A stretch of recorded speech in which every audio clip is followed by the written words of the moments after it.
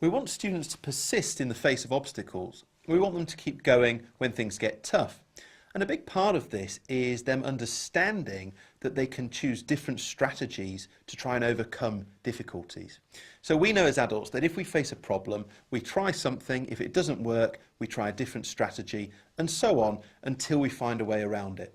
So we're essentially going through a period of trial and improvement, our aim being to refine what we're doing, to try different things out, just to persist and find some way that allows us to get past the difficulty.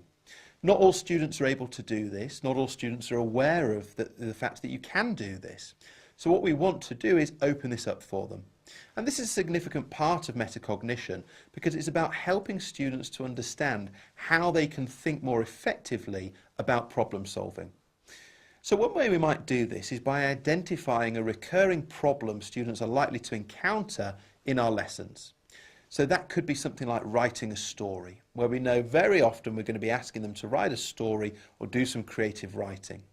So let's imagine that's the case. We sit down before the lesson and we think about that, and we think about it from the student's perspective. What kind of problems are they likely to encounter when we ask them to write a story? We make a note of these, and then we select maybe 2 or 3 which are the really important problems, the ones that students really need to find a way to overcome. We take those and then we think, what kind of strategies could you use to get round those problems, to solve them or to circumvent them?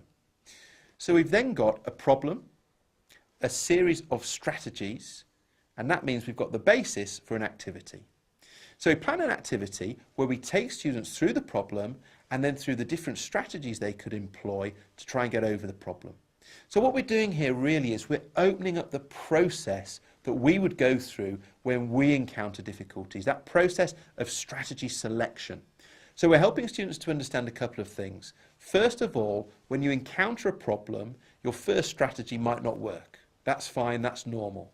Second, you need to look for other strategies, have a go at applying them, see if they work or if they don't, and then respond accordingly. If you find a strategy that works, fantastic, you keep going, the problem is solved. If you try a few and none of them are working, you maybe try something else, step back, have a think about it, or maybe then ask for support from the teacher. But what we're trying to do here is provide students with a model which they can then take on and use themselves the next time they encounter a problem.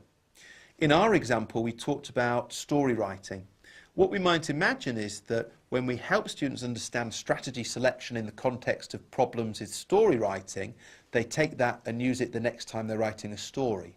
But what we'd also hope is longer term, students would realise that you can take the same general approach of strategy selection and employ it whenever you encounter a problem, whether that be with story writing or something to do with numeracy or something to do with art or PE or geography or anything else. Golden nugget. Help students to understand and rehearse strategy selection so they are in a good position to use different strategies the next time they encounter a problem.